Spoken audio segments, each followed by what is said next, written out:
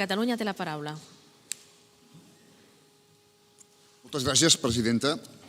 Bé, avui portem a debat i votació d'aquest plenari una proposició que té a veure amb uns fets gravíssims, uns fets que s'han donat a conèixer els últims temps sobre realitats que ja coneixíem per altres vies, però que darrerament, en funció de la filtració d'un conjunt d'àudios i d'altres proves documentals en relació a la que abans es denominava la guerra bruta de l'Estat contra, pot ser en aquests casos, persones o líders independentistes, polítics o socials, però que hem vist posteriorment que no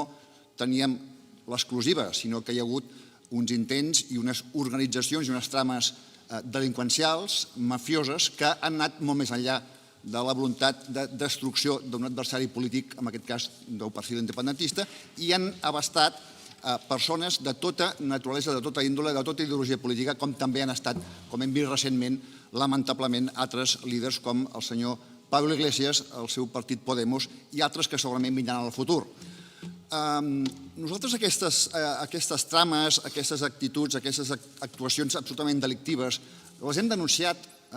durant molt temps i de moltes maneres, i no sempre amb prou èxit, aquesta és la veritat. Jo crec que hem d'estar tots d'acord amb alguna cosa en aquest Consell Plenari, és fins a quin punt estem disposats a acceptar que continuïn havent-hi fets tan i tan greus sense que hi hagi una reacció per part de les autoritats, siguin polítiques, siguin en aquest cas de la magistratura, de la Fiscalia, fins a quin punt podem, com a societat democràtica, com a societat en aquest barcelonina, però també de tot el país i de tot l'Estat, fins a quin punt podem acceptar la impunitat de tots aquells que estan delinquint de manera organitzada, de manera molt greu, contra els drets més fonamentals de totes les persones que podem en aquests moments, diguem-ne, individualitzar com a víctimes d'aquest assetjament personal, polític i físic fins i tot. I aleshores nosaltres portem aquesta proposició amb 4 punts, però que la primera és la que centrem, la que és més, diguem-ne, més rellevant, que volem, diguem-ne, trobar-nos tots els que estem aquí, pensem el que pensem i votem el que parlem, o parlem el que parlem, votem a qui votem, el que volem és trobar-nos tots en una única direcció, que és la de la condemna clara, rotunda, en relació al que està passant, el que ha passat en aquest país, sobre el que estan fent determinats estaments de l'Estat. No estem parlant només de policia patriòtica, com es deia abans, estem parlant de policies corruptes, estem parlant de jutges, estem parlant de periodistes, d'empreses periodístiques, també privades, estem parlant d'un conjunt de gent que es reuneix amb l'objectiu de delinquir i que dinen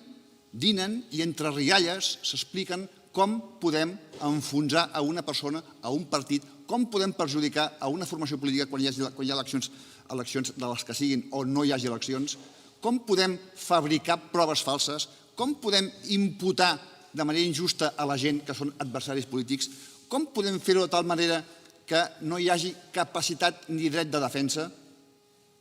I aquí estem dient que tenim una persona, i n'hi ha d'altres, però ens dirigim especialment al senyor Xavier Trias, que ha estat alcalde d'aquesta ciutat, ha estat membre d'aquest consistori, d'aquest plenari, i que ha estat assetjat i ha estat ultratjat d'una manera indigna. També el senyor Pablo Iglesias i Podemos, com hem vist recentment. I el que volem, en aquest sentit, és que deixi d'haver impunitat. Nosaltres, quan defensem el senyor Xavier Trias, estem defensant-nos tots.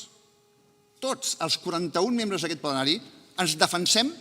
al moment que defensem el senyor Xavier Trias o defensem el senyor Artur Mas o defensem el senyor Pablo Iglesias o defensem els centenars de persones que han estat assetjades i violentades en els seus drets més bàsics i més elementals. Per tant, el que demanem és